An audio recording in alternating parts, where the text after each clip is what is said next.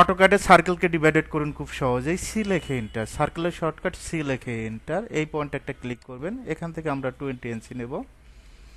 কালারটা চেঞ্জ করে দিচ্ছি, এখান থেকে এখন হোয়াইট কালার। সি লেখে এন্টার, সার্কেলের শর্টকাট। আপনি যদি বলেন যে আমি ইন্টারফেস থেকে নেব, সার্কেলে ক্লিক করবেন, এখান থেকে আমরা 10 ইঞ্চি, কত ইঞ্চি নেব 10।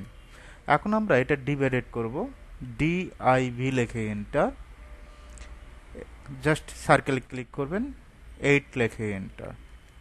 8টা ডিভাইডেড হয়ে গেছে। আমরা চাচ্ছি এখানে পয়েন্ট স্টাইলগুলো চেঞ্জ করব, পিটি লেখে এন্টার। অনেকেরই দেখবেন যে পয়েন্টটা শো করবে না, তারা পিটি লেখে এন্টার দেবেন। এখান থেকে যে কোনো একটা পয়েন্ট সিলেক্ট করবেন, জাস্ট ওকে দিবেন। এখন আমরা এই সার্কেলকে ডিভাইডেড করব, ডিআইভি লেখে এন্টার, জাস্ট সার্কেলে ক্লিক করবেন, এখানে 5 লেখে এন্টার। এখন আমরা যদি এই পয়েন্ট সাইজটা একটু বড় করতে চাই, 1 2 3 4 5, সেটা কিভাবে করব? পয়েন্ট সাইজ পিটি লেখে এন্টার, 5 আছে, এটা অনলি 10 করে দেব। পয়েন্টটাও চেঞ্জ করে দিতে পারি, জাস্ট ওকে দিব, একটু বড় হয়ে যাবে পয়েন্ট সাইজটা।